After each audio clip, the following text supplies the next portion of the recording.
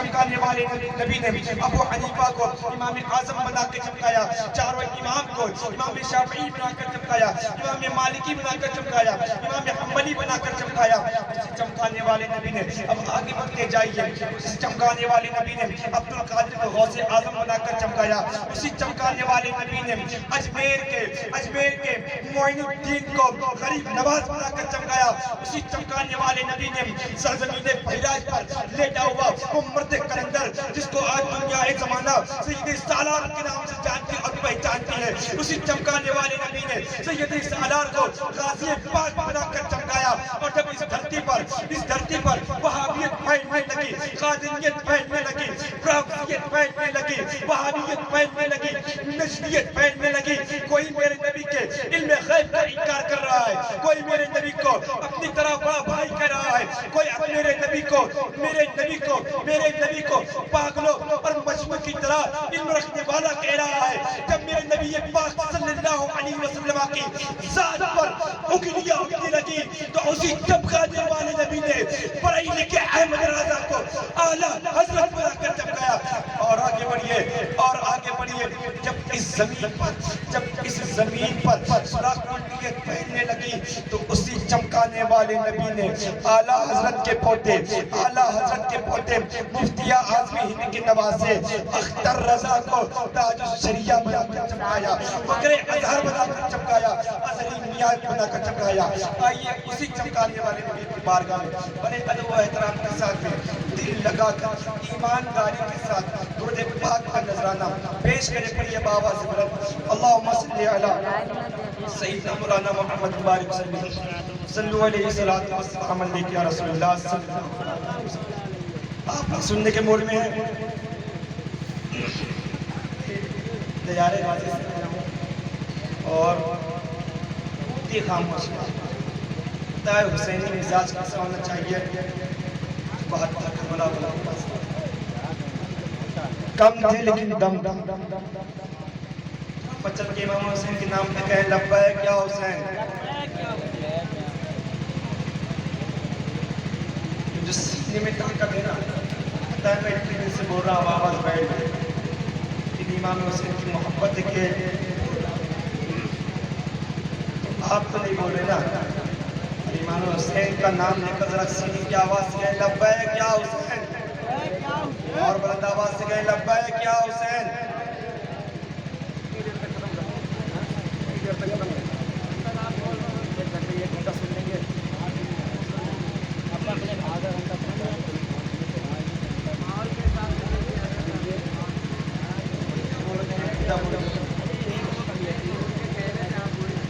درود پاک پر اللہم صلی علی سیدنا مولانا محمد مبارک صلی اللہ علیہ وسلم یا رسول اللہ صلی اللہ علیہ وسلم۔ آپ ہر محرم الحرام کی 1 تاریخ سے لے کر اور پورا مہینہ 10 محرم تک پورا مہینہ امام حسین رضی اللہ تعالیٰ عنہ اور 72 شہدائے کرام کے تعلق سے بارہا ان کی شہادت سماعت کرتے ہیں کہ کس طریقے سے یزیدیوں نے ان 72 نفوس قدسیہ رضوان اللہ تعالیٰ علیہ اجمعین پر ظلم کیا، اتنے ظالم تھے، اتنے سنگ دل تھے۔ یا اللہ اکبر کبیرہ، 6 ماہ کے ننھے علی اصغر حضرت امام حسین رضی اللہ تعالیٰ عنہ جب پیاس سے تڑپ رہے تھے، پیاس سے زبانیں باہر آ رہی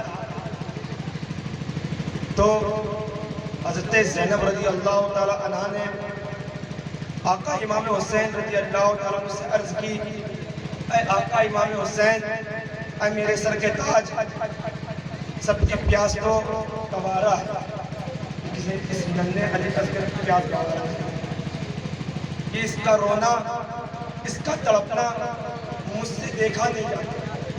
جب یہ پیاس کی شدت سے روتا ہے نا تو کلیجہ باہر آتا ہے، کلیجہ منہ کو آتا ہے۔ کتنے بڑے ظالم تھے یہ یزید، اگر کوئی دشمن ہو اور کوئی آج کے زمانے کو ہی لے لیجئے، انسانیت کوئی چیز ہے، انسانیت سے ہی آج دنیا چل رہی ہے۔ حضرات گرامی، اگر کوئی دشمن کے یہاں اگر مدد کے طور پر کچھ مانگنے کے لیے جائے تو دشمن اگرچہ ہو لیکن اس میں اگر انسانیت زندہ ہوگی تو وہ اس کی مدد ضرور کرے گا. سیدنا امام علی مقام رضی اللہ تعالیٰ عنہ اس چھوٹے ننھے علی اصغر کو ان یزیدیوں کے پاس لے کر جاتے ہیں اور آقا امام حسین کہتے ہیں کہ اے یزیدیوں سنو، تمہاری جنگ مجھ سے ہے، تمہاری جنگ مجھ سے ہے، تمہاری جنگ ہم بڑوں سے ہے. بیچارے بچے کا کیا قصور ہے، اس ننھے بچے کا کیا قصور ہے؟ اللہ اکبر کبیرہ. ان ظالموں کو دیکھو، ان پتھر دلوں کو دیکھو. اللہ اکبر کبیرہ کہ حضرت امام علی مقام رضی اللہ تعالیٰ عنہ چھوٹے ننھے علی اصغر کو اپنی گود میں لیے ہیں اور کہہ رہے ہیں اے یزیدیوں تمہاری جنگ مجھ سے ہے، تمہاری جنگ مجھ سے ہے. انہوں نے درس عبرت دینے کے بجائے ان میں ایک یزید نامی جس کا نام حرملہ تھا، اس نے ایک ایسا تیر مارا، اس نے ایک ایسا تیر مارا کہ ننھے علی اصغر رضی اللہ تعالیٰ عنہ کے خون کو چیرتا ہوا امام علی مقام رضی اللہ تعالیٰ عنہ کے بازو میں پیوست ہو جاتا ہے. ایک چیخ بلند ہوتی ہے اور سیدنا امام علی مقام رضی اللہ تعالیٰ عنہ کی گود میں ننھے علی اصغر شہید ہوتے ہیں. یہ ماحول ہے.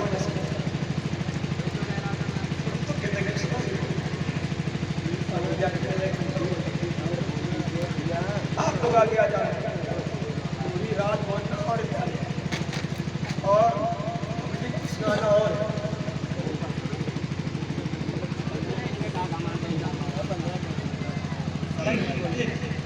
اب چھوٹا ننھا علی اصغر جس کے خون کو تیر چیرتا ہوا امام علی مقام رضی اللہ تعالیٰ عنہ کے بازو میں پیوست ہو گیا. ذرا اس ظالموں کو دیکھو تو صحیح، کتنے بڑے ظالم ہیں، کتنے سنگ دل ہیں، پتھر دل ہیں. ان کو ننھے علی اصغر اور یہ بھی خیال نہ آیا کہ ہم جنگ کس سے لڑ رہے ہیں. وہ جو نواسے رسول ہیں، وہ جو آل رسول ہیں، وہ جن کے بارے میں میرے مصطفیٰ کریم صلی اللہ علیہ وسلم نے ارشاد فرمایا حسین منی و انا من الحسین، کہ حسین مجھ سے ہیں اور میں حسین سے ہوں. اور آقا صلی اللہ علیہ وسلم جن کے بارے میں فرماتے ہیں کہ حسن اور حسین جنت کی نوجوانوں کے سردار ہیں. وہ حسین جن کے گلے کو میرے آقا صلی اللہ علیہ وسلم چوما کرتے تھے. کون حسین؟ وہ حسین جن کو نبی پاک صلی اللہ علیہ وسلم اپنے کندھے پہ سوار کیا کرتے تھے. کون حسین؟ وہ حسین کہ اگر نبی پاک صلی اللہ علیہ وسلم نماز پڑھ رہے ہو اور آپ کی پشت پر امام حسین رضی اللہ تعالیٰ عنہ سوار ہو جائے تو آپ کو چوٹ نہ لگے. اس وجہ سے میرے آقا کریم صلی اللہ علیہ وسلم اپنے سجدے کو طویل کر دیتے ہیں. کون حسین؟ وہ حسین کہتے عمر فاروق اعظم رضی اللہ تعالیٰ عنہ کی بارگاہ میں ایک مرتبہ امام حسین رضی اللہ تعالیٰ عنہ تشریف لاتے ہیں. کیا دیکھتے ہیں؟ کہتے عمر فاروق اعظم رضی اللہ تعالیٰ عنہ کا دور خلافت ہے. آپ اپنے حجرے میں حکومت کے تعلق سے کوئی مشورہ کر رہے تھے. جب امام علی مقام رضی اللہ تعالیٰ عنہ آپ کی بارگاہ میں آئے تو کیا دیکھتے ہیں کہ جس گھر میں آپ مشورہ کر رہے ہیں اس کے باہر آپ کے بیٹے حضرت عبداللہ بن عمر رضی اللہ تعالیٰ عنہ آپ کا انتظار کر رہے ہیں. آقا امام حسین رضی اللہ تعالیٰ عنہ آئے، دیکھا کہ حضرت عبداللہ بن عمر رضی اللہ تعالیٰ عنہ جو باہر کھڑے ہیں ان سے پوچھا اے عبداللہ بن عمر تم کیوں کھڑے ہو؟ کہا کہ میں ابو جان سے بات کرنے کے لیے آیا تھا لیکن اندر جانے کی اجازت نہیں ہے. امام علی مقام رضی اللہ تعالیٰ عنہ نے اتنا سنا تو انہوں نے دل میں یہ خیال کیا جب بیٹے کو اندر جانے کی اجازت نہیں ہے تو مجھے کیسے ہو سکتی ہے. آقا امام حسین رضی اللہ تعالیٰ عنہ اٹھتے قدم واپس چلے جاتے ہیں، واپس چلے آتے ہیں. اللہ اکبر کبیرہ. اب آگے دیکھیں کہ صحابہ کرام رضوان اللہ تعالیٰ علیہ مجمعین نے اہل بیت سے کس طریقے سے محبت کی ہے.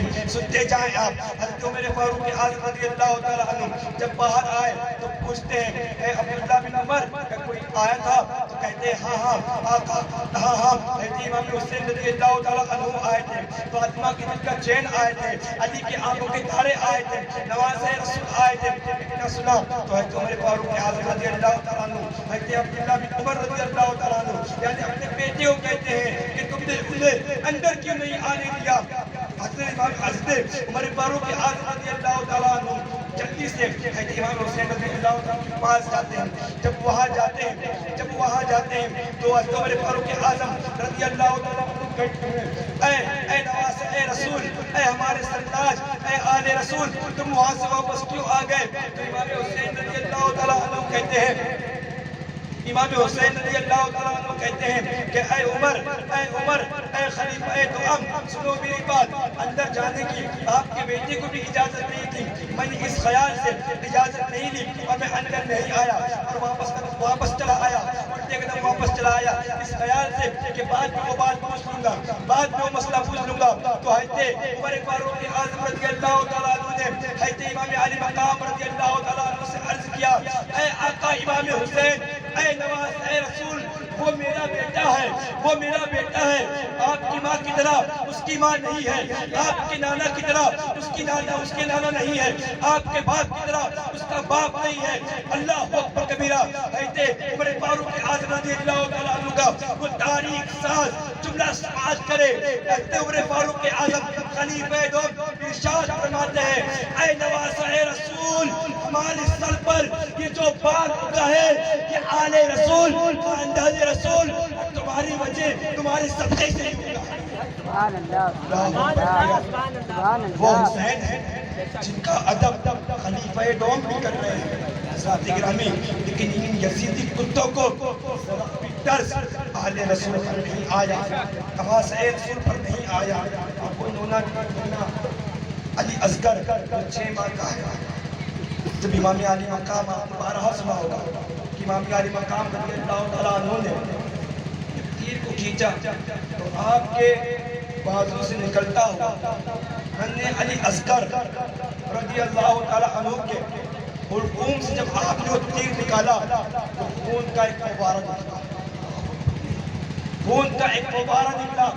تاریخ لکھنے والوں نے لکھا ہے، بہت ساری کتابوں میں آیا ہے، کہتے ہیں کہ جب وہ خون حضرت امام علی مقام رضی اللہ تعالیٰ عنہ کے ہاتھ میں آیا، امام علی مقام رضی اللہ تعالیٰ عنہ نے زمین میں پھینکنا چاہا تو زمین سے آواز آتی ہے، اے نواز، اے رسول، اے فاطمہ زہرا کے دل کے چین، اے علی کے آنکھوں کے تارے، اے علی کے آنکھوں کے تارے، اگر یہ خون زمین پر گر گیا تو قیامت تک کوئی سبزہ اس زمین سے نہیں ہوگے گا۔ اللہ اکبر کبیرہ۔ امام علی مقام رضی اللہ تعالیٰ عنہ نے جب اس خون کو آسمان کی طرف اچھالنا چاہا تو یاد رکھنا آسمان سے ندا آتی ہے، آسمان سے صدا آتی ہے کہ اے علی مقام، اے امام علی مقام، اے امام حسین رضی اللہ تعالیٰ عنہ، اگر اس خون کو آپ نے آسمان کی طرف اچھال دیا تو اللہ اکبر کبیرہ، قیامت تک آسمان سے بارش نہیں ہوگی۔ اللہ اکبر کبیرہ۔ امام حسین رضی اللہ تعالیٰ عنہ اس خون کو اپنے چہرے پر مل لیتے ہیں۔ اللہ اکبر کبیرہ۔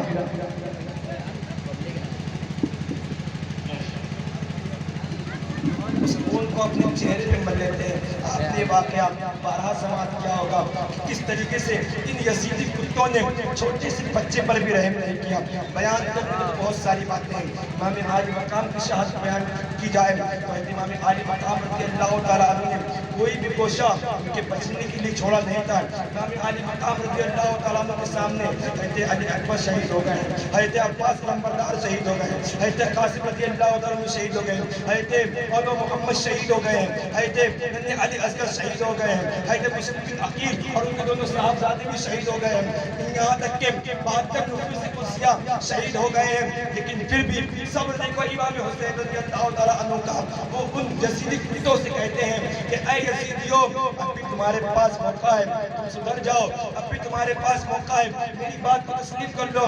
اے یزیدیوں، تمہیں پتہ بھی ہے تم جنگ کس سے کر رہے ہو، اے یزیدیوں تمہیں معلوم ہے تم نے جنگ کس سے کی ہے، تمہیں پتہ بھی ہے تم نے لڑائی کس سے کر لی ہے۔ اللہ اکبر کبیرہ۔ امام علی مقام کہتے ہیں میں نواز رسول ہوں جن کے نانا کا تم کلمہ پڑھتے ہو، میں نواز رسول ہوں جن کے نانا کا تم کلمہ پڑھتے ہو، میں علی بن مرتضیٰ کا بیٹا ہوں جن کی محبت کا تم دم بھرتے ہو، اور آج تم انہی کے نواسے سے، انہی کے بیٹے سے جنگ کرنے کے لیے آماد ہو۔ حضرات گرامی، بتانے کا مقصد یہ ہے کہ کربلا کے واقعات جب آپ کو سنائے جائیں، شہادتیں جب آپ کو سنائے جائیں تو آپ رونے گڑانے کے بجائے آپ کو درس لینا چاہیے کہ اگر دین پر ایسا کوئی وقت آ پڑے کہ آپ کو اپنے جوان 18 سال کے بیٹے کو دین کی راہ میں دینا پڑے تو اپنے 18 سال جوان بیٹے کو دین کی راہ میں قربان کر دینا، اور ماتھے پر شکست کرنا ہے۔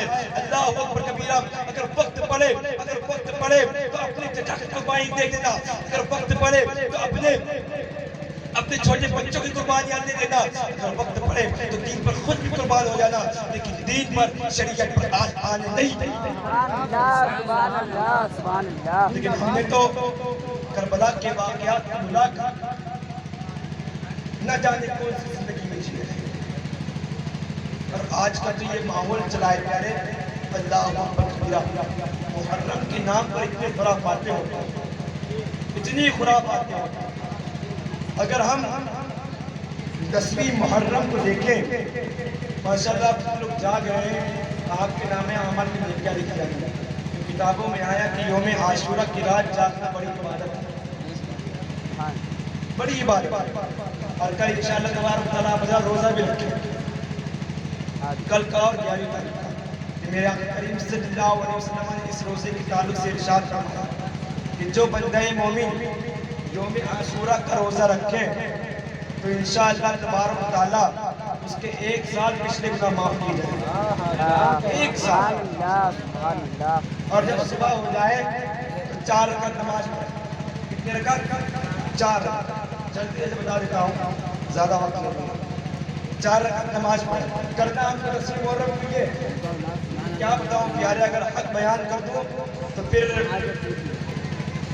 کہنے کچھ نہیں۔ پچھلے سال ہمارے بھائی حضرت اللہ مولانا مفتی اختر رضا صاحب نے بیان کیا تھا، اللہ ان کو اس بات پر عمل کرنے کی توفیق دے۔ کل جب صبح ہو تو آپ حضرات سوال سے پہلے 4 رکعت نماز پڑھیں، 2 کر کے پڑھیں، اور اس میں یہ کریں کہ الحمد شریف کے بعد 11 مرتبہ سورہ اخلاص کتنی بار پڑھنا ہے؟ 11 مرتبہ، آدھا شرح، ٹھیک ہے، 11 مرتبہ سورہ شریف پڑھنا ہے، اور پڑھنے کے بعد 2 رکعت کر کے پڑھنا ہے۔ پڑھنے کے بعد ایک دعا ہے، دعائے یوم عاشورہ، دعائے عاشورہ۔ پتہ ہے اس دعا کی کیا فضیلت ہے؟ کیا فضیلت ہے؟ آپ لوگ بینک میں جا کے بیمہ کرتے ہو نا، اگر مر جائیں گے تو پیسہ ملے گا، لیکن اس دعا میں اتنی طاقت ہے کہ 1 سال آپ کی زندگی کا بیمہ ہو جائے گا، 1 سال۔ اس دعا کو آپ پڑھ لیں یا اپنے مسجد کے امام سے پڑھوا کر سن لیں، انشاءاللہ تبارک تعالیٰ پورا سال اس کو موت نہیں ہوئی۔ اور کتابوں میں آیا کہ اگر اس سال اس کی موت ہوتی ہے تو کسی وجہ سے، کسی بہانے سے، کسی حیلہ سے اس کو پڑھنا نصیب نہیں ہوتا، تو 1 سال کا بیمہ بیٹھے مل آپ کو زندگی کا۔ تو ہم کو چاہیے کہ کسی محرم کی صبح جب اٹھیں دنیا کے خرافاتوں سے بچتے ہوئے اللہ کی عبادت میں اپنا دن گزاریں، ٹھیک ہے، کیونکہ یہی وہ دن ہے جس میں حضرت آدم علیہ السلام کی توبہ قبول ہوئی۔ تو ہم حضرت آدم علیہ السلام کی بیٹی کو مسیح لگا کے اپنے مصطفیٰ کریم صلی اللہ علیہ وسلم لگا کر حضرت امام علی مقام رضی اللہ عنہ کا وسیلہ لگا کر ہم اللہ کی بارگاہ میں توبہ و استغفار کریں کہ مولا تعالیٰ ہم سب گناہوں کو معاف فرمائے۔ اور کل کا روزہ رکھیں، اس کی فضیلت میں نے بتا دیا آپ کو، اور آنکھوں میں سرما لگائیں۔ کیا کریں؟ اب آنکھوں میں سرما کیوں لگائیں؟ کل آنکھوں میں سرما اس لیے لگائیں کہ کتابوں میں آیا ہے، ہمارے بڑے بزرگان جن اللہ کے ولیوں نے کتابوں میں لکھا، اور میرے مصطفیٰ کریم صلی اللہ علیہ وسلم کا فرمان بھی ہے کہ جو عاشورہ کے دن سرما اپنی آنکھوں میں لگائے گا تو سال بھر اس کی آنکھیں دکھے گی نہیں، بیٹھے بیٹھے آنکھوں کی علاج کرتا، بیماری کا علاج کرتا۔ اگر کسی کی آنکھ میں درد ہوتا ہو یا آنکھ سے پانی بہتا ہو یا آنکھ کی کسی بھی بیماری میں مبتلا ہو، وہ اس عمل کو کر لے، انشاءاللہ تبارک تعالیٰ اس دن کو یہ عمل کرنے کی برکت سے اس کی آنکھ انشاءاللہ پورا سال بچتی ہے۔ اور کیا کرنا ہے آپ کو؟ اس رات میں، آج ہی اس رات میں آپ کو غسل کرنا ہے۔ وقت تو زیادہ ہو گیا ہے، طلوع فجر سے پہلے اگر آپ کو وقت ملے جا کر غسل کرنا ہے۔ کیوں؟ کیونکہ آج اس سے کریمہ میں آیا ہے کہ اس اس رات یوم عاشورہ کی رات میں دنیا کے تمام پانیوں میں آب زمزم کو ملایا جاتا ہے، آب زمزم کو ملایا جاتا ہے۔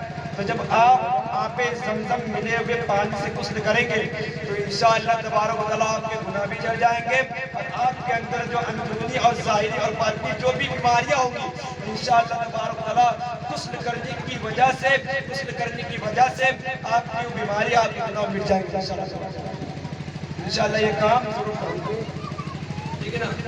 اب آخری ایک پیغام تو مسجد اعلیٰ ملفوظات اعلیٰ حضرت نے لکھا ہے،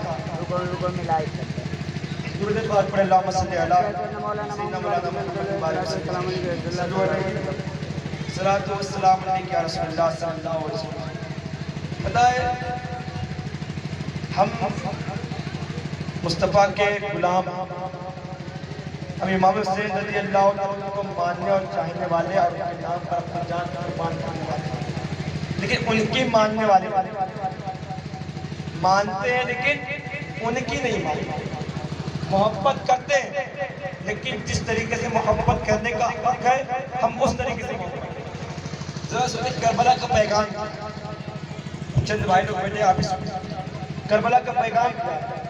کربلا کا وہ میدان ہے حضرت امام علی مقام رضی اللہ تعالیٰ عنہ کا سر ہے اور سجدے کی حالت ہے، سجدے کی حالت میں آپ کو شہید کر دیا اللہ۔ پیغام کربلا سے ہم کو مل رہا ہے کہ اگر جنگ کا ماحول بھی ہو تو ہمیں نماز ترک نہیں کریں، لیکن ہم محرم کے نام پر دنیا کی خرافات کرتے ہیں لیکن نماز کی طرف نہیں۔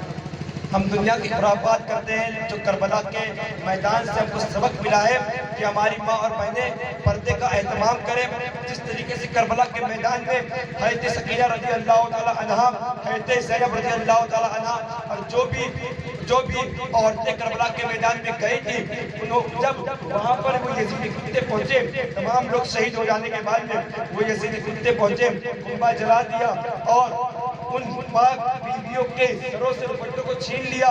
تو آپ نے کیا دیکھا؟ حضرت زینب رضی اللہ تعالی عنہا اور حضرت سکینہ رضی اللہ تعالی عنہا نے اپنے بالوں سے اپنے چہرے کو ڈھانپ لیا اور اس وقت بھی اتنا صبر کا مظاہرہ کیا کہ اپنے سینوں کو نہیں پیٹا۔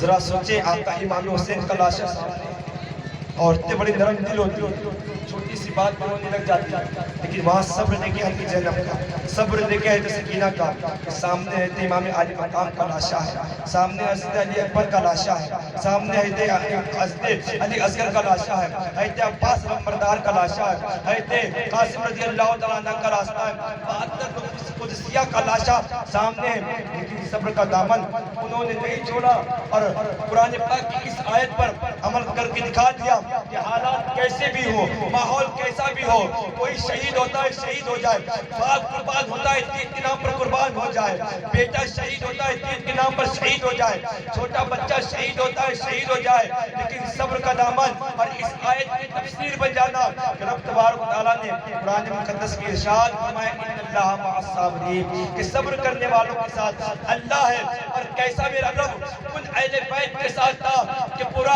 کنبہ امام حسین شہید ہو گیا، ختم ہو گیا، لیکن چند لوگ جو بچے تھے وہ 22,000 کا لشکر جو تھا، آج بھی ان کا نام لینے والا کوئی نہیں ہے اور پوری دنیا میں امام حسین کے عاشق نظر آتا ہے۔ میں پیغام کیا دینا چاہتا ہوں کہ جو کربلا کے میدان سے پیغام ملا تھا پیارے، اس پہ عمل کرنا، نمازوں کی پابندی کرنا، اپنی بچیوں کو، اپنی بیٹیوں کو، اپنی ماں کو، اپنی بہنوں کو وہ پردے کا درس دینا ہے جو کربلا کے میدان سے بی بی زینب نے دیا تھا، بی بی سکینہ نے دیا تھا۔ ہم کو اپنی ماں اور بہنوں کو پردے میں رہنے کا حکم دینا ہے، ان کو بھی نماز کی تلقین کرنا ہے، ان کو یہ بتانا ہے کہ ہر حال میں صبر کیا کریں، چھوٹی چھوٹی بات پر موت کی تمنا نہ کرنے لگے، چھوٹی چھوٹی مشکلوں پر، چھوٹی چھوٹی پریشانیوں پر، چھوٹی چھوٹی ٹینشنوں پر، چھوٹی چھوٹی دقتوں پر ہم رونے لگتے ہیں اور رب تعالیٰ سے موت مانگنے لگتے ہیں۔ یہ یاد رکھنا، پریشانی کے وقت، کسی ٹینشن کے وقت، کسی غم کے وقت اللہ رب العزت سے موت کی تمنا کرنا یہ حرام ہے۔ ہم مسلک اعلیٰ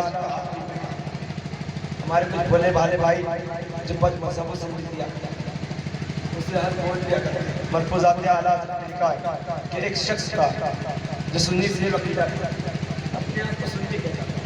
بڑے غور سے سنا اپنے آپ کو سنی کہتا ہے.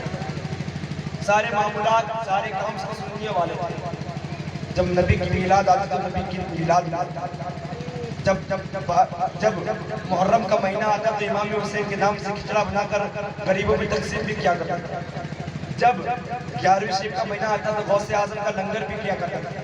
وہ چھٹی بھی کرنے والا تھا, وہ غوث اعظم کی نیاز بھی کرنے والا تھا, وہ وارث دیوا کو بھی ماننے والا تھا, وہ اعلیٰ حضرت کو بھی ماننے والا تھا, وہ تمام بزرگان دین سے محبت کرنے والا بھی تھا, وہ اہل بیت سے بھی محبت کرنے والا تھا, اور خلفائے راشدین سے بھی محبت کرنے والا تھا. لیکن ذرا اس کا انجام سنیں. اس کا انجام یہ ہوا کہ موت کے وقت اس کو کلمہ نصیب نہیں ہوا. واقعہ کچھ اس طریقے سے ہے کہ اس کا اٹھنا بیٹھنا ایک رافضی کتے کے ساتھ تھا, ایک شیعہ کے ساتھ اس کا اٹھنا بیٹھنا تھا. اللہ اکبر کبیرہ.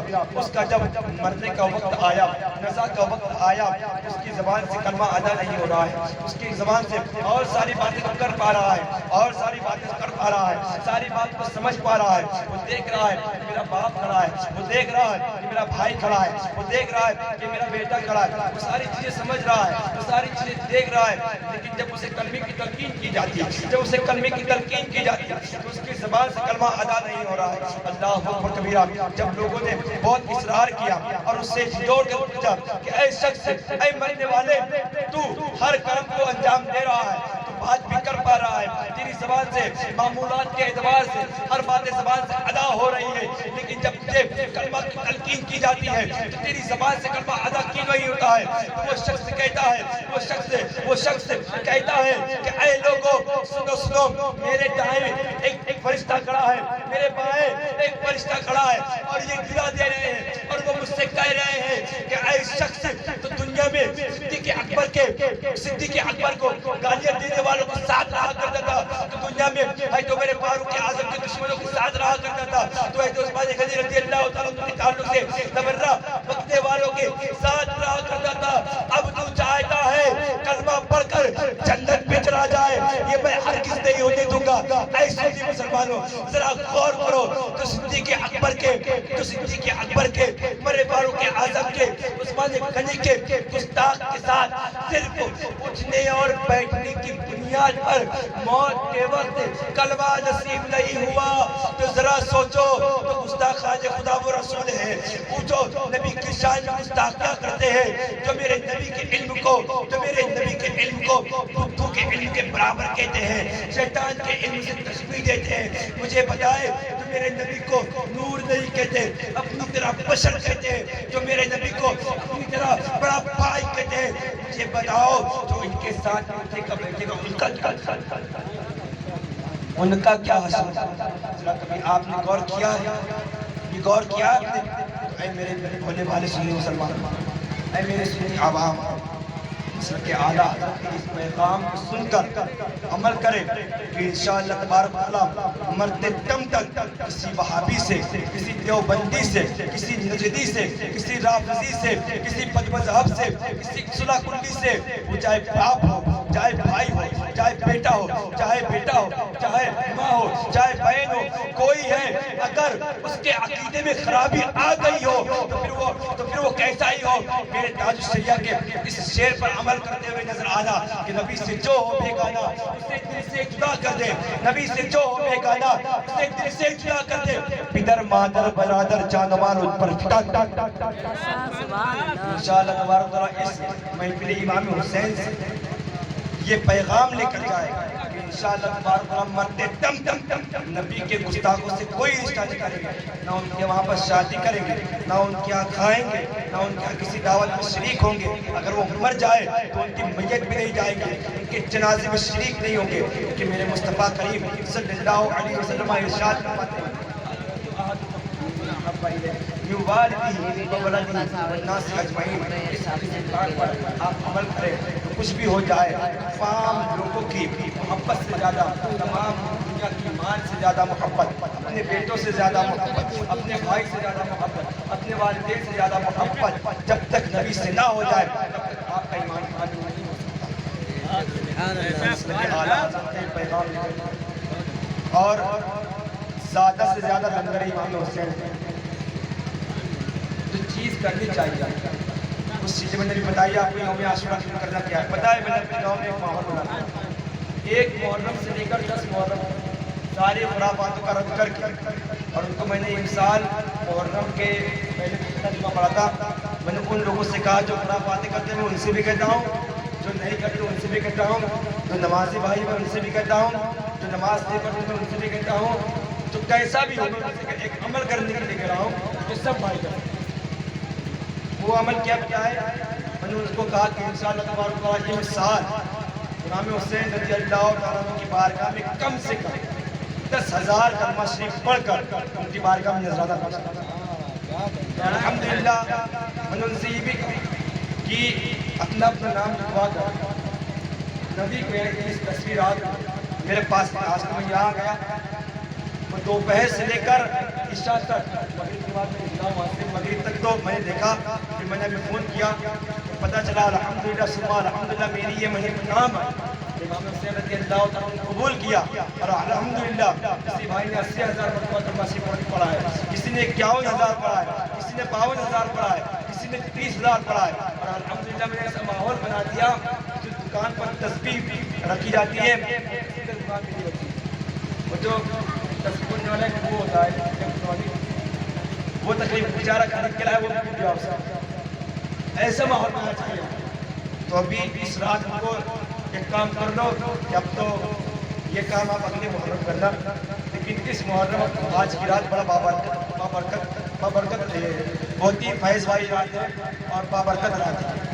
اس رات کو آپ یہ عمل کر لیں کہ آج رات اگر جاگے نہیں سو بھی جائیں تو کل صبح کا روزہ رکھیں اور رات کو غسل کر لیں روزہ رکھیں اس کے بعد جب صبح ہو تو 100 مرتبہ پڑھنے میں کم سے کم 5 منٹ.